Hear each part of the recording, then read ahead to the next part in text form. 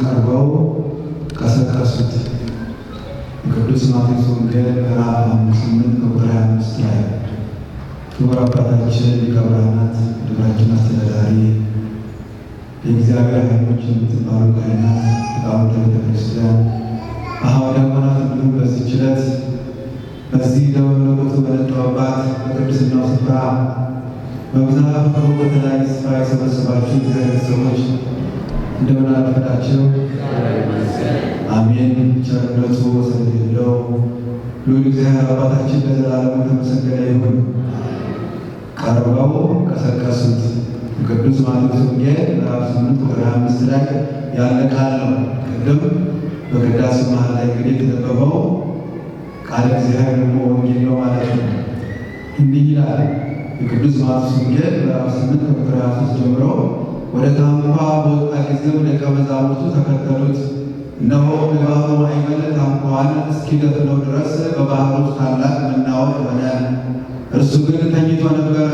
ደቀ መዛሙርቱም ቀርበው ቀሰቀሱትና አቤቱ እንዳንሞት አድነን፣ እርሱም እናንተ እምነት የጎደላችሁ ምን ያስፈራችኋል አላቸው። ተነስተው ነፋሳትንና የባሕሩን ማዕበል ገሠጻቸው፣ ታላቅ ተስፋም ሆነ። ሰዎችም ባህርና ነፋሳት የሚታዘዙለት ይህ ማን ነው እያሉ ተደነቁ። ስለ ቃሉ ለእግዚአብሔር አምላካችን ስሙ የተመሰገነ ይሁን። እንግዲህ አሁን ካለው ነው እንደምትረዱት በድኅረ ክርስቶስ ሐዋርያትን ተከተሉኝ ብሎ በባሕር ውስጥ ወደ ነበረችው ታንኳ ደግሞ መርከብ ገባ። እነሱ ተከተሉት። የሚጠብቃል በመሰረቱ ባህርን ነፋሳትን ሁሉን ነገር የፈጠረ እግዚአብሔር ደመናትን ጠቅሶ መሄድ ይችላል። ደመናት ጠቅሶ መሄድ እንደቻለ ለምን በታንኳይቷ ሊሄድ ወደደ? እነሱን ስለምን ተከተሉኝ አለ? ከገባስ በኋላ ማዕበሉ እንዴት ተነሳ? ማዕበሉ በተነሳበት ሰዓትስ እንዴት መድኃኔዓለም ክርስቶስ እስራኤልን የሚጠብቅ እግዚአብሔር በላይ አይተኛም ተብሎ እየተነገረ እንዴት ሊተኛ ቻለ? እነሱስ መጀመሪያ ላይ ሲጮሁ የሚብሏቸው ቃል ሲጠሩት ለምን ሰማ? የሚሉ ብዙ ነገሮችን በአእምሯችን ስናመላልስ አምላካችን በአጠቃላይ የእሱን ፍጹም ሰውና ፍጹም አምላክነት ከመግለጽ ባሻገር ለቅዱሳን አባቶቻችን ሐዋርያት የክርስትናን ሕይወት እንዳለማመዳቸው እኛም ደግሞ በዛ ተቀብተን እንድንለማመድ የተደረገ ታሪክ ነው። በአብዛኛው ማለት ነው። ያድነት ሰው ከመሆኑ በተጨማሪ ለእኛ አርአያና እሱን ተከትለን ክርስትና እንዴት መኖር እንዳለብን ክርስቲያን እንዴት መኖር እንዳለበት ሊያስረዳን ወደዚህ ዓለም መጥቷልና ማለት ነው። ስለዚህ ተከተሉኝ ብሏቸው ተከተሉ ማንም መከተል እንዳለብን ሲያስረዳን በመጀመሪያ ማለት ነው። በማወቅም ባለማወቅም አንዳንድ ጊዜ ሌሎችን ስለምንከተል ማለት ነው። ስለዚህ አንድ ክርስቲያን መከተል ያለበት በማንኛውም ሰዓት በማንኛውም ጊዜ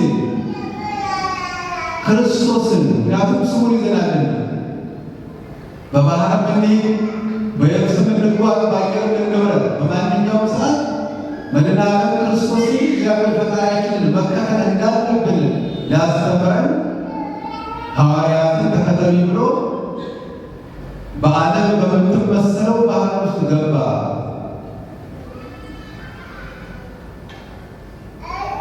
በተለያዩ ተስዕሎዎች አንዳንድ ጊዜ ሐሰተኛ ነቢያትን ልንከተል እንችላለን። ዘመን ያመጣቸውን የሚያልፉ የሚኖሩ ባለስልጣናትን ልንከተል እንችላለን። የሚጸባረቅ ሲሆን በዕለት ዕለት ኑሯችን ላይ ማለት ነው። ይሄ ግን የክርስትና ጠባይ አይደለም። በማንኛውም ጊዜ በማንኛውም ሰዓት በማንኛውም ሁኔታ የሚያልፉ የሚጠፉ ሰዎችን እንድንከተል አልተነገረም። እሱን እንድንከተል የሕይወታችን መርህ አድርገን እንድንኖር በግልጽ የተቀመጠልን ቃል ነው። በሕይወታችን ሁሉ ማለት ስናገኝ፣ ስናጣ፣ ስንታመም፣ ስንል ሁሉ ነገር ሲሳካም ሳይሳካም በማንኛውም ሰዓት ክርስቶስን መከተል በማንኛውም ሰዓት ስለት ከፊታችን ቢቆም የሚያስፈራ ማዕበል ቢነሳ በማንኛውም ሰዓት ክርስቶስን መከተል እንዳለብን እንዳስረዳን ይህንንም ሕይወት ሊያለማምዳቸው እኛም እንድንማር ይህንን በደላሉ ክርስቶስ አደረገ። እሱን በመከተላቸው ነገሮች እንዳሰቡት አልጋ ባልጋ ነው፣ የተስተካከለ ነው። እሱን ተከትለው ወደ ታንኳ ገቡ። ታላቅ ማዕበል መጣ። ክርስቶስ ስንሆን ወደዚህ ከእምነት ሃይማኖት ስንመጣ ነገሮች አልጋ ባልጋ ነው። ትልቁ የምንማረው የምናስተውለው ነገር ይህንን በዚህ ምድር ላይ እንዲኖረን የምንፈልገውና የምንመኘው ነገር ሁሉ አይሳካም። ላይጠቅመን ስለሚችል ማለት የምንፈልገው ነገር ላናገኝ እንችላለን። የምናለው ነገር ላይሳካልን ይችላል። ምክንያቱም ይህች ምድር ወደ ሰማያት መሸጋገሪያ እንጂ ዘላለማዊ መኖሪያችን ስላልሆነ ይህች ምድር መለማመጃ እንጂ የመላእክትን ሕይወት መለማመጃ እንጂ በዚህ እንድንኖር አልተፈቀደልንም። ጊዜያዊ ናት። ስለዚህ በዚህ ጊዜያዊ ቤት ደግሞ ደልቶን እንድንኖር አይፈለግም። እንኳን ለኛ ለክርስቶስ ስላልተመቸች ማለት መሸጋገሪያ ስለሆነች። ስለዚህ ወደ ክርስትና እምነት ስንመጣ ራሳችንን ለፈተና ማዘጋጀት፣ አባጣ ጎባጣ መንገዶች እንዳሉ ማስተዋል፣ የምንመኘው የምናስበው ነገር ሁሉ በተለይ በዚህ ዓለም ላይ ሊሳካ እንደማይችል ከግንዛቤ ውስጥ ይዘን መምጣት ነው ብናል። እንደዛ ነው ክርስትና ሲያለማምዳቸው ነበሩ። እኛም በዛ ሕይወት ማለት ስላለብን ማለት ነው። የባህር ማዕበል ታንኳን እስኪሸፍናት ድረስ ይላል። ታንኳ ተናወጠች። ምንም ችግሩ ቢደርስ ማዕበል ቢነሳ ከእግዚአብሔር በላይ ሊሆን አይችልም። ሌላ ቅዱስ ዳዊት በመዝሙር 93 ቁጥር 14 ላይ ከባህር ታላቅ ሞገድ ይልቅ እግዚአብሔር በከፍታው ድንቅ ነው ይላል። ከባህር ታላቅ ሞገድ ይልቅ እግዚአብሔር በከፍታው ታላቅ ነው። ከእግዚአብሔር የሚበልጥ ምንም አይነት ነገር ሊኖር አይችልም። ከእግዚአብሔር የሚበልጥ ምንም አይነት በሕይወታችን ሊገጥመን የሚችል ነገር የለም። እሱ የፈጠረው ስለሆነ ማለት ነው። አንዳንድ ጊዜ የችግሩ ግዝፈት እግዚአብሔርን እንዳናይ ሊከልለን ይችላል፣ ሊሸፍን ይችላል። ያኔ ነው ክርስትና የሚያስፈልገው። እምነት የሚፈጠረው በእንደዚህ አይነት ሰዓት በተደላደለ ጊዜ በአሁኑም ታሪክ ባህር የእርሱ ናት፣ እሱ ሰርቷታልና እንዳለ ሁሉ ነገር በሱ በእጁ ተሰራ። ከሱ የሚበልጥ ሊያሸበር ሊያስደንቀን የሚችል አንዳችም አለመኖር የለበትም። ምንም ያህል ችግር ሊገጥመን በሕይወታችን ማለት ነው። አንዳንድ ጊዜ ሊሰማን ይችል ይሆናል። እኛ ክርስቲያኖች ሆነን እንዴት እንደ አይነት ችግር ሊመጣብን ይችላል? እኛ እየሰውን እየቆረሩ እየዘመርን እያገለገል ሌሎች ሳያገለግሉ ብዙ ነገር የተሳካላቸው እኛ እንዴት ያቺ ታንኳ የተናወጸችው በውስጡ አባል ስላለ ነው ክርስቶስ። እነዚህ ሁሉ ፈተናዎች እንደውም እኮ በጣም ፈተናዎች የገጠሙ ያሉት ለስጋ ሕይወት ስለምጥር ነው። ለነፍስ እንደው አልገለው ቢሆን እንኳ እኮ መልካም ነው። ለነፍሳችን እንኳ ሳንታገል በስጋ በሚደርስ ፈተና ላይ እንመራለን። ሌሎች እግዚአብሔር የሚያውቁ ሰዎች በቀላሉ የሚያልፉት እኛን ሲያገለግል እናያለን። ለምን የሚል ጥያቄ በአእምሯችን ይፈጠራል። ክርስቶስ ከእኛ ጋር ስላለ መልሷቸው ታንኳ የተናወጠችው በውስጧ ክርስቶስ ስላለ ክርስቶስን ስንከተል ክርስቲያኖች ስንሆን በእግዚአብሔር ቤት በመንፈሳዊ ስንሆን መናወጦች ምንድን ነው? ቅድም እንዳለ ይህች ምድር ለክርስቲያኖች እንድትመች ያደርጋል። እኛ በአእምሯችን የፈጠረው ነገር ነው። ይቺ መሸጋገሪያ ጊዜያዊ ነገር ናት።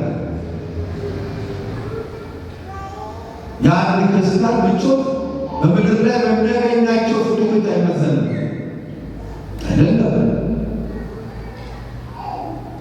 ስለዚህ ወደዚች እምነት በዚህ በክርስትና ስንኖር አባታ ጎባዎች መኖራቸውን ማስተዋል ያስፈልጋል። ሐዋርያት አባቶቻችን የተገለጸው ትልቁ ነገር ያለው እርሱ ግን ተኝቶ ነበር። በሚችሉት ምድር ሞክረዋል። አብዛኞቻችን አባቶቻችን ሐዋርያት ከውሃ ላይ ተቆራኝተው የነበራቸው ናቸው። በአሳ ማጥመድ ይኖሩ የነበሩ ውሃ መርቃቸው አይደለም። ዋና ይችላሉ ለመገመት የሚያስወቅስ አይሆን። የባህሩን ሞገድ ሳያውቅ ቀርተው አይደለም።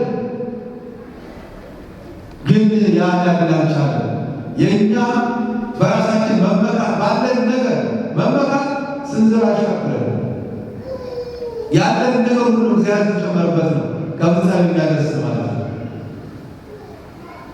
ይህ ታሪክ የሚል ይህን ሁሉ ያደረው እንዴት የታለ እግዚአብሔር የኔ ችግር መቼ ነው የሚፈታው? የማስበው የማልነው ነገር መቼ ነው የሚሳካልኝ? የሚል አይምሯችን እምነታችን የሚፈታተን ብዙ ችግር አይምሯችን ነው። ራሳችንን ልናሳምን ይገባል። ነገሮች አልሆኑ ያሉት ምናልባትም ከኛ የሚጠበቀውን ነገር ስላላደረገ ታንኳ እንደዛ ስትናወጥ መድኃኒዓለም ክርስቶስ ዝም ብሎ የተመለከታቸው ከነሱ የሚጎድ ነገር ነበረ። ማድረግ የነበረባቸው ከሐዋርያት የሚጠበቅ ነገር ነበረ። ወደ እሱ መቅረብ ወደ እሱ ሳይመጡ መጀመሪያ ታለዋል። መቅረብ ግን ነበረባቸው። ያ እስኪተናወን ድረስ ዝም አለ። ሁለተኛው መልካም ጊዜ እስኪመጣ ድረስ ነው ዝም ብሎ። አንዳንድ ጊዜ እኛ የምንፈልጋቸው ነገሮች በአሁኑ ሰዓት ከመጡ መጥፊያችንም ሊሆኑ ይችላል። ያው በዛሬው ተምሮ ብዙ ጊዜ የምናስበው የሥጋ ነገር ስለሆነ ማለት ነው። የምናስባቸው የምንመኛቸው ነገሮች ቢመጡልን በትክክለኛው ሰዓት ካልሆነ መጥፊያችን ሊሆኑ ይችላል።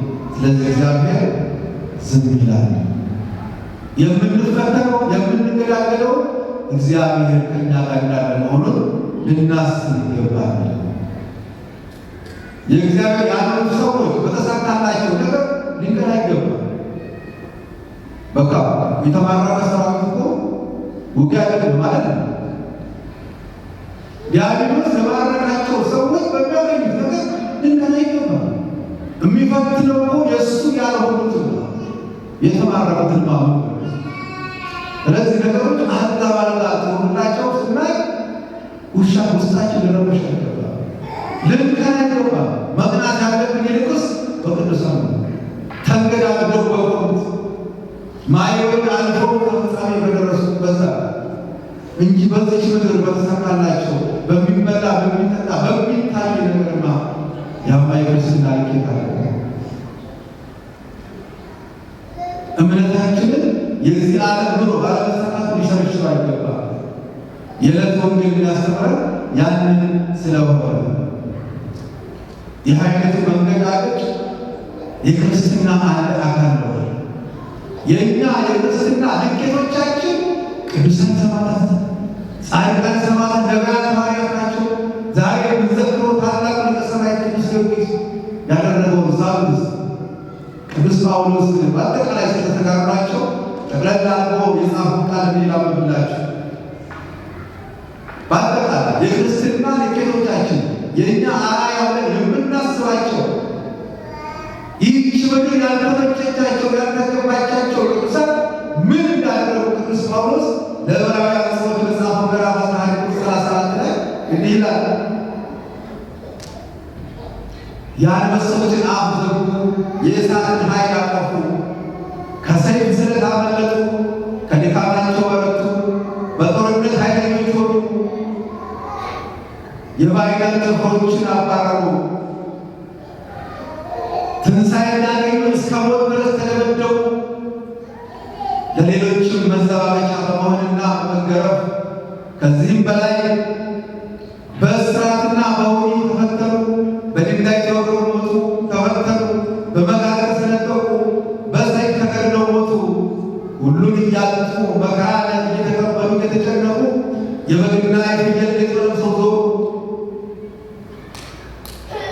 ዓለም አልተገባቸውምና በምድረ በዳና በተራራ በዋሻና በምድረ ጉድጓድ ተቅበዘበዙ። እንዲህ ናቸው የእኛ ልጆች። ማንኛውም ጻድቅ ማንኛውም ቅዱስ በዚህ ምድር ላይ ደርሶት ነው ያለው።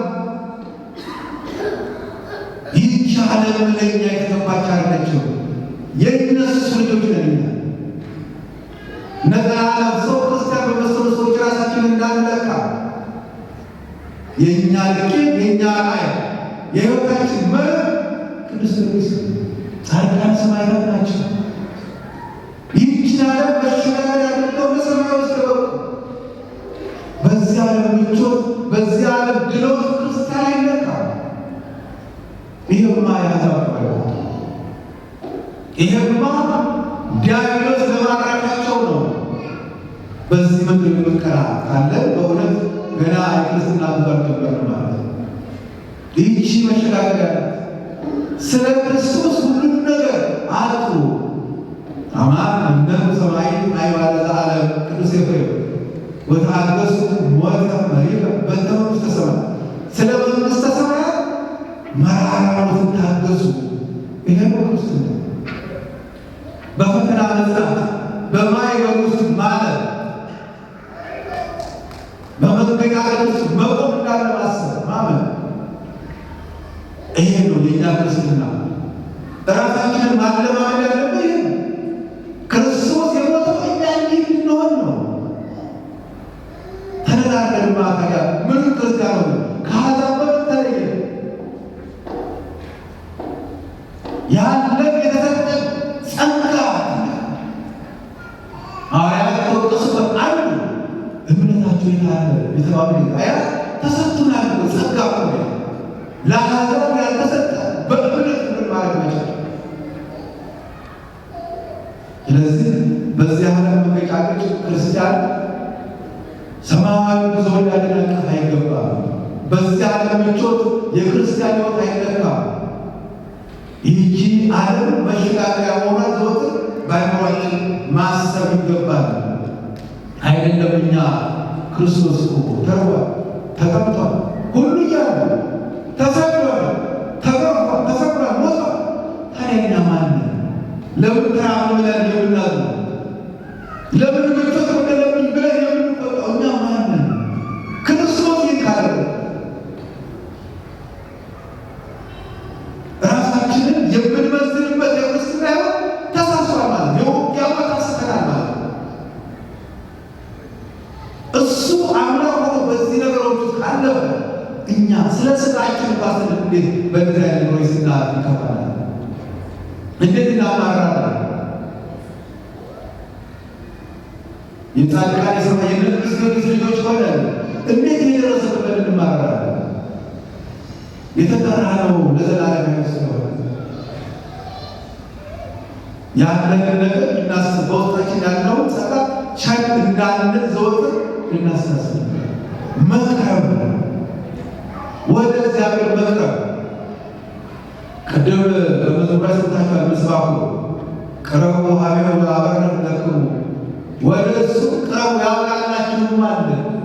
ወኢይታፍሩ ገጽክሙ፣ ፊታችሁም አፍሮ አይመለስም። ዝንቱ ነዳይ ጸርሐ እግዚአብሔር ሰማው፣ ይህ ችግረኛ ምስኪን ተጣራ እግዚአብሔር ሰማው። ቀረቡ ብለና ወደ እሱ ቀርበው ቀሰቀሱት። ወደ እግዚአብሔር መቅረብ ማለት ነው። በእምነት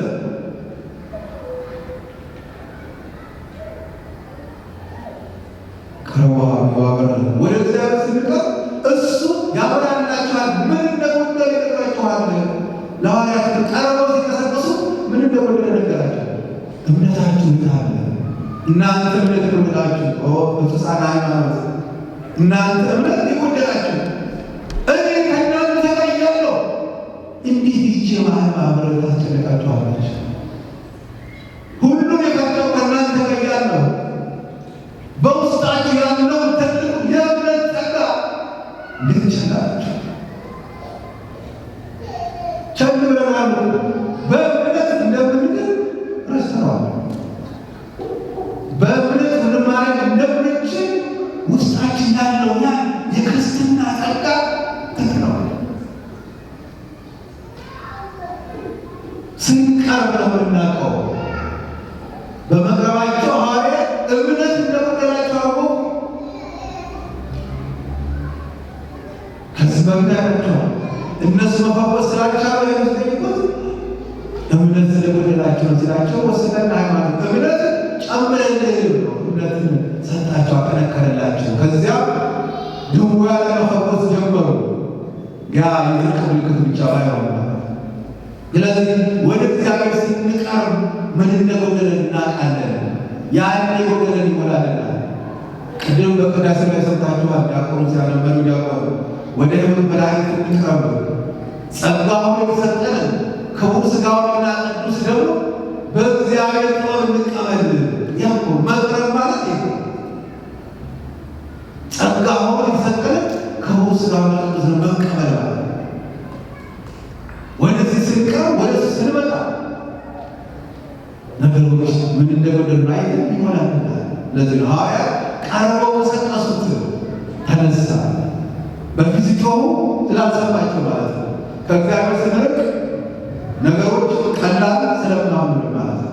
ስንቀርብ ነው የሚቀርብልን። ቀርባቢው ወይ አበረለኩም የተባለው ለዚህ ቀርቡ ስላበራላ ምን እንደጎደለ ይገልጥላችኋል፣ ይነግራችኋል። በእምነት በውስጣችን ያለው እምነት ከብዙ ነገሮች ያለን ሊጠብቀን የሚችል ነው። ስልጣን አለን። ማመን ነው ከሚጠበቀው። ስንታመኑ ብዙ ነገር ያለን ሀብትና ረት ጨረሰ። በየሆስፒታሉ በየጠባው በየዞር መጨረሻ ላይ ነው እስቲ ደግሞ ሰበን ለሞክረው ብለን መጨረሻ ላይ ሌሎች ነገሮች ይሸፍኑብናል ማለት ነው። በእምነት ቅዱሳን ኖሮ ሰላሳሉ ነቅድስቶች መርዝ ጠጥተው ተፈትነው ተፈይተው ብለዋል። በእምነት ቅድም በጠቀስ ቅዱስ ጳውሎስ እንደዘረዘረው በዕብራውያን ያን ሁሉ መከራ ታግሳችሁ ይቻላል። እኛ የእነሱ ልጆች ነበር። እንደዚህ አይነት እንድንኖር ነው ክርስትና እንድንለማመድ ነው መጽሐፍ የተጻፈው። በቃ በዚህ ምድር ላይ በዚህ ጊዜ መሸጋገሪያ ላይ እንዴት አይነት እንኑር የሚለውን ለማስተማር ለተግሳጽ የተጻፈ መጽሐፍ እና ራሳችን በዚያ ማለማመድ ነው። በቅዱሳን በደረሱበት ደረጃ ራሳችንን በዛ ማስቀመጥ ያለብን፣ ወደዛ ሕይወት መምራት ነው። ቀስ ብለን ዛሬ እንዴት እነሱ ደረጃ ደረሱበት እንድረስ ብለው ማሰብ እንጂ ነጠላንም ሰው ወደ ባሉ ሰዎች ልክ ክርስትናችንን መለካት አለብን። የእኛ ልኬቶቻችን ሌላ ናቸው።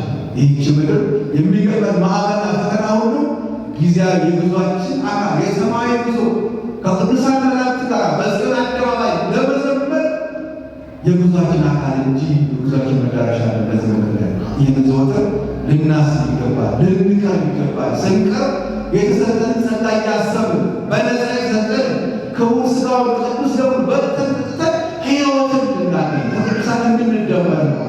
ስለዚህ መቅረብ አለብን። ወደ እግዚአብሔር ቀርቦ የማይጮህ ጩኸት ሁሉ ከንቱ እንደሆነ መጽሐፍ ቅዱስ ስለሚነግር ማለት ነው። በትንቢተ ኢሳይያስ ምዕራፍ 45 ቁጥር 24 ላይ ከእግዚአብሔር የሚርቅ ሁሉ ጩኸቱ አይሰማለትም። ከእግዚአብሔር ስንርቅ አንዳንድ ጊዜ እዚህ ውስጥም እያለን ልባችን ሊሆን ይችላል። የምንጸልየው ጸሎት፣ የምንቀድሰው ቅዳሴ፣ የምንሰዋው መስዋዕት፣ ስብሐት ለእግዚአብሔር ሁሉ ምስጋናው፣ ቅዳሴ ሁሉ ምናልባትም ለእግዚአብሔር በቀረበ ልብ እየሰዋን ላይሆን ይችላል። ቀረቡ የተባሉለት በፍጹም ልብ መቅረብ እሱ ይሰማል። ፈተናችን ወጀቡ እንዲያልፍልን ማለት ነው።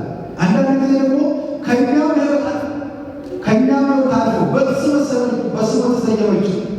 ክርስቶስ ጉልላቷ የሆነው ቅድስት ቤተክርስቲያን በታምሯም ስለምትመሰል ስትናወጥ ስናይ እግዚአብሔር ጌታ አለ የሚል ሀሳብ አይኖራችን ነው።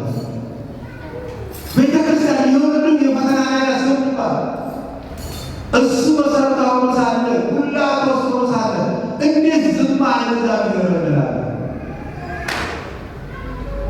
የሚነሱ በጥንት ጀምሮ ዓለማውያን ነገሥታት በሙሉ ቤተክርስቲያን ላይ ሲነሱ እግዚአብሔር ሲተዳደሩ ካለ እግዚአብሔር ለምን ሀሳብ እግዚአብሔር ለምን ኃያል ክንዱን አያነሳም? ለምን ተነስቶ ወጀብና ማዕበል ጸጥ እንዳደረገ እነዚህ ቤተክርስቲያን የሚያውቁ አካላት ለምን አጠፋቸው የሚል ሀሳብ አይኖራቸው ይመጣል። በስሙ ተሰይማ ቅዱስ ሥጋው ክቡር ደሙ እየተመለከተባት ቅዱሳን መላእክት እየከበቧት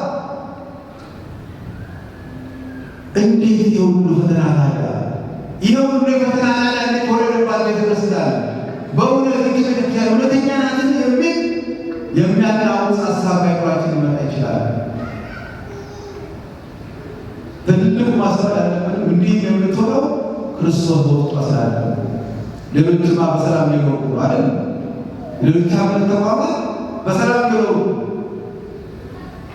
ቅድም ቅዱስ ጳውሎስ እንዳለው የእኛ ቤተክርስቲያን በሌሎች መዘባበቻ እንኳን እየሆኑ ነው። ቅዱስ ጳውሎስ ጻድቃን ሰማዕታትን ሲገልጻቸው በሌሎች መዘባበቻ እየሆኑ መዘባበቻ ሆነናል። አሁን ግን ይሁና እኛ እኮ በዚህ ምድር ውዳሴና ክብር እንድናገኝ አይደለም ሰማያዊ ዓላማ ያለን ሰዎች ብዙዎች ዛሬ እኮ ስለ ቤተ ክርስቲያን በመቆርቆራቸው መዘባበቻውን በስር በምክንያት ተንገላቱ እንዳሉ ቅዱስ ጳውሎስ ነው። እናንተ እነማን ናችሁ? ጳጳሳት ተቀምጠው እናንተ እያሉ ብዙዎችን በስር የሚገኙ እህቶች ወንድሞች የሉ ስለ ቤተ ክርስቲያን በመጮኻቸው ሰማያዊ ዋጋ ስለምናቀርባት ስለዚህ ቤተ ክርስቲያን የሆኑ መናወጽ የተፈጠረባት ክርስቶስ በውስጧ ስላለ አለቀ። ይሄ ደግሞ ይቀጥላል። ያሳየን ያስተማረን ስለሆነ ማለት እውነተኛ ስለሆነች ጎዳናዋ የቀና ስለሆነ ይሁን ፈተና ላይ ወደ ሰማይ መግቢያችን ደግ ስለሆነች ቅዱስ ያዕቆብ እንዳለው ዛቲ ቤት ወጣ ለሰማይ ይህቺ የሰማይ ደጅ ናት። ወደ ሰማይ የምትወስደን መሸጋገሪያ ስለሆነ ቤተ ክርስቲያን የፈተና ላይ ያወጣል። ክርስቶስ በውስጧ ስላለ ይሄ ሁሉ ከጥንት ጀምሮ እንደምናየው አላውያን ኢአማንያን በሙሉ የተነሱ ቤተ ክርስቲያን ሳንገላቷት ሲፈትኗት እናያለን። ታዲያ ሌላው በርግጥ በውስጧ ያሉት የተለያዩ አካላት ስለሆኑ አንዱ ለፈተና መፍትሄ የሚሆን የፈተናው መነሻ አንዱ በውስጧ በቤተ ክርስቲያን ውስጥ ያሉት አካላት የተለያዩ ስለሆኑ ብዙ አይነት ስለሆነ ማለት ጻድቅ እንዳለው ሁሉ አልቀርቧል። የሚመጸውት እንዳለው ደግሞ የሚዘርፍ አለ። ትሁት እንዳለው ትዕቢተኛ አለ። መንፈሳዊ እንዳለው ሁሉ ዓለማዊ። ስለዚህ ይህ ሁሉ የተለያየ የራሱን ሀሳብ ስለሚያመጣ ቤተ ክርስቲያን እንድትናወጥ መርከቧ እንድትናወጥ ምክንያት ይሆናል ማለት ነው። ምክንያቱም ቤተ ክርስቲያናችን ከሁሉም አይነት የሰበሰበች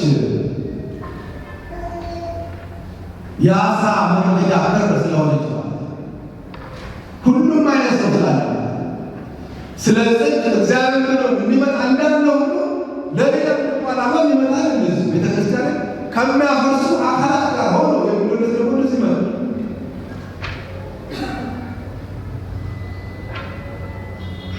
ባለፈው እንዳስተዋልነው በድል ዓለም ክርስቶስን ሊይዙ የሄዱ ወታደሮች ዓላማቸው ክርስቶስን ይዞ ለመምጣት ነበር። እዛ ሲሄዱ ግን ሲያስተምር ሰምተው የመጡበትን ዓላማ አበስተው ተመስጠው ሲሄዱ ሲመለሱ ይቋቸው የታለ ስራቸው ምን ነው ክርስቶስ እንድታወቁ ይላላችሁ። እሱ እንዲህ አይነት ትምህርት የሚያስተምር ሰው አይተናናቅም። ስለዚህ ለሌላ ዓላማ የመጡትን እግዚአብሔር ሆና ያመለስልን ነው የምንለው። ለተለያዩ ቤተክርስቲያን ከተለያዩ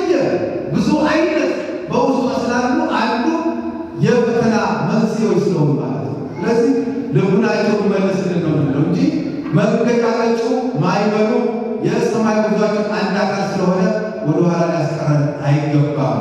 ስለዚህ ትልቁ ጥያቄ ታዲያ መቼ ነው ከእንቅልፍ ተነስቶ ይህን ወጀብ ይህን ማዕበል ጸጥ የሚያደርገው የሚለው ጥያቄ። ወጀቡን ጸጥ አደረገው የሚለው ክርስቶስ ተነስቶ ሲናገር በቃሉ ማለት። ስለዚህ መቼ ነው መከራችን የሚያበቃው? እንግልታችን የሚያቆመው መቼ ነው? እኛ ቀርበን ስንቀሰቅስ በአካል ዝምን ልባችን እኮ እግዚአብሔር አይሰማም እንጂ እኮ በእውነት እንደኛ ቤተክርስቲያን ስብሐተ እግዚአብሔር የሚደረስበት አለ። የዝማሬያችን የምስጋናውን ብዛት ሊቃውንት አባቶቻችን የተማሩት የትምህርት ብዛት እግዚአብሔር መስቀል ሌላ ነገር አለ። ያ ሁሉ እየተደረገ ይሄ ሁሉ ቅዳሴ ይሄ ሁሉ ቁመት እንዴት ለውጥ አመጣ? መቼ ነው ውጤቱን የምናየው? ብዙ ነገር ሊነሳ ይችላል። ይሄ እስከ ዓለም ፍጻሜ ድረስ ይቀጥላል። እስክንሻገር ድረስ ባህሩ እስከምንሽ በባህሩ ላይ እስካለ ድረስ ታንኳ መናወጽ የጉዟችን አካል ራሳችንን በዛ ማስተካከል እንጂ ማዕበሉ ይጥፋ ማለት አይቻልም። ስለዚህ ወደሱ በፍጹም ልብ ስንቀርብ እግዚአብሔር አምላካችን ይሰማል፣ ወጀቡን ይታገሳል። ስለዚህ እንቅረብ ነው። እንዲህ ይላል ኢሳይያስ በትንቢቱ ምዕራፍ 46 ቁጥር 12 ላይ እናንተ ከጽድቅ የራቃችሁ እልከኞች ስሙኝ። እልህ ይዞናል እና ንስተዎች ከወጣችን ከእግዚአብሔር ጋር እልህ የተጋባን ነው። ላለመውጣት ከወደቅንበት ከተሳፈርንበት ችግር ላለመውጣት እልህ ካልን ተመልሰን ወደ እግዚአብሔር ካልቀረብን ምን እንደሚያስፈልገው ምን እንደጎደለን ስለማናውቅ ማለት ነው። ቅዱስ ያዕቆብ ይደግመዋል። በቅዱስ ያዕቆብ መልእክት ምዕራፍ 4 ቁጥር 8 ላይ ወደ እግዚአብሔር ቅረቡ ወደ እናንተም ይቀርባል። ሐዋርያው ወደ እሱ ሄደው ቀርበው ቀሰቀሱት፣ እሱም ሰማ፣ ተነሳ፣ ምን እንደጎደላቸው ነገራቸው፣ የፈለጉትን ማድረግላቸው ማበሩ ተጠራለ። ስንቀርብ ነውና የምናውቀው ማለት ነው። ሁሉ እንዳለ የምንረዳ ያለ ነው። ቃሎስ ላይ እንኳን እናንተ እውነት የጎደላችሁ ይህንኑ ታሪክ ቅዱስ ሉቃስ በምዕራፍ 8 ቁጥር 25 ላይ ጽፎታል። ይህንኑ ታሪክ ማለት ነው። እዛ ላይ ነው እምነታችሁ የት አለ ብሎ ይጠይቃቸው። ለዚህ ቀን ታማኝ ክርስቲያን መሆናችሁ በፈተና ሰዓት ካልተገለጠ ለመቼ ነው ታዲያ ተጠቀሙበት? ይህን ማዕበል ማስቆም ካልቻላችሁ የእናንተ ክርስትና ምን ላይ ነው? የተሰጠን ነገር ብዙ ነው። ክርስቲያን ከኛ ማንንም ኃይል ማሸነፍ ማስፈለግ የምንችለን በእምነታችን ማለት ነው። እሱ ሁሉን አርቆ ስላሳየን በቅዱስ ዮሐንስ ወንጌል ምዕራፍ 14 ቁጥር 12 ላይ በእኔ የሚያምን እኔ የማደርገውን ሁሉ ያደርጋል፣ ከዚያ በበለጠ ያደርጋል። ከዚያ በበለጠ ነገር ማለት ይህን ያዘንታ የተሰጠን ሰዎች ጸጋ የተሰጠን ሰዎች ታይተው የሚጠፉ ሰዎች ይህን ጸጋችንን ልናጣ አይገባም። በእውነት የምድር ኃይለኞች የምድር ፖለቲከኞች ሌሎች ኃይለኞች ጉልበተኞች ይህን ኃይል ሸፍኑን አይገባም። እኛ ጋር ያለው እነሱ ጋር ካለ ይወጣል እንዳሉ ያዘ አንታየው በራን እንደምን እስከሚነግረው ድረስ እግዚአብሔር እውነት ይግለጥልን። እኛ ያለውን እምነትና ኃይል ቀላል ግን ቀርበን ልንቀሳቀስ ይገባል። በመንፈስ ቅዱስ ኃይል ሲስተካከለ ይችላል። በውስጣችን ያለው ያ ቅዱስ መንፈስ ስራ እንዲሰራ ሊንቀሳቀስ ይገባል። ልንቀርብ ይገባል። ያኔ ውስጣችን ያለውን ኃይል ልንቀርብና በእምነት ሆነን ልንቀርብ በውስጣችን ያለውን ነገር ልናስብ ይገባል። በእምነትና በትዕግስት አልፈው ቅዱሳን ሰማዕታት ለፍተው እንደብቁ ማለት አለበለዚያ አንዴ ወደዚህ ምን ከሆነ ከባድ ነው። ዘክሬ ልቡ ውእቱ በኩሉ ፍኖቱ ይላል ቅዱስ ያዕቆብ በቅዱስ ያዕቆብ ምዕራፍ 1 ቁጥር 8 ላይ ሁለት ልብ ያለው ሕይወቱ የታወቀ አንዳንዴ በዚህኛው መስመር ወደ ዓለም ይሄዳል። አንዳንዴ በዚህኛው መንፈሳዊ ይመጣል። አንዳንዴ ፖለቲከኛ መሆን እንፈልጋለን። አንዳንዴ መንፈሳዊ መሆን እንፈልጋለን። ወዲያው ማለት ሁለት ልጋለ ሁቡት ያለ የታወቀ ነበር መቆጣ አለብን። ውስጣችን ያለው ከምንፈራቸው ሰዎች በላይ ነው። ካወቅን በእምነት ስንተረጉሞ በእኛው ያለው ኃይል ከማንኛውም ምድራዊ ኃይል እና ይህን እንድናስብ ልንቀርብና የጎደለን ልናይ ያስፈልጋል። ስለዚህ ማዕበሉ ያለው ከኛ እግዚአብሔር ከኛ ጋር ስለሆነ ይሄ ደግሞ ይቀጥላል። ይችን ዓለም እስክናልፍ ድረስ መንገጫገጭ ይኖራል። ይህን ራሳችን ልናዘጋጅ ወደ እርሱ ስንቀርብ ምን እንደጎደለን አይተን እሱነትን ሊጨምርልና ጸጋውን ሊሰጠን የበለጠ እንድናወጣ ያደርገናል።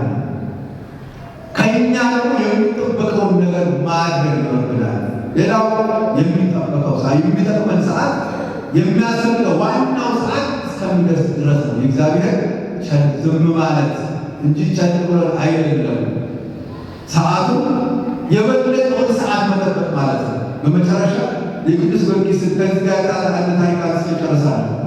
ቅዱስ ጊዮርጊስ ቅድም እንዳልነው ያልደረሰበት አይነት መከራ በመጋዝ ከመተከል በወቅቶች ከመፈጨት በእሳት በስለት መጨረሻ ላይ ለዱዲያኖስ በቃ ምን እናድርገው ነገር ሲገባቸው በአንዲት ምንም የሚላስ የሚቀመጥ በሌላ መበለት በፊት አሰሩት። ምሰሶ ውስጥ በረሃብና በጥም ይሞት ብለዋል። ቅዱስ ጊዮርጊስ እዛ ሲታሰር ምንም የሌላ መበለት ቤቷ በበረከት ሞላ። የታሰረበት ምሰሶ ደረቅ ለመለም። ሴትዮዋ ተቀበለች። የቅዱስ ጊዮርጊስ በእውነት የጻድቃን አምላክ ቤት የመጣለች እኔ አምላክ አይደለሁም እሱን አምላክ የማመልክ ነኝ። አንዲት ነገር ግን ቅዱስ ጊዮርጊስ አላደረገም ነበር። ልጇ አንዱ ተማሚ ነበር፣ አይሰማም ነበር። እሱን ግን አልፈወሰላት። በጣም ተሰማ። ሴትዮዋ ይህን ሁሉ ነገር ማድረግ እየቻለ እንዴት ልጄን አይፈውስልኝ ብላ ውስጧ ተሰማ ነበር። ግን ቅዱስ ጊዮርጊስ ሰዓቱን ይጠብቅ ስለነበረ ማለት ነው። ምን አደረገ ቅዱስ ጊዮርጊስ መጨረሻ ላይ ጠቅለል ሳደርገው ዱዲያኖስን በቃ እኔ አንተ ለምታመልከው ጣዖት ለአጵሎን አምናለሁ፣ ግን አንድ ነገር አድርግልኝ፣ ህዝቡን ሁሉ ጥራና ህዝቡን ባለበት ያንን እናገራለሁ።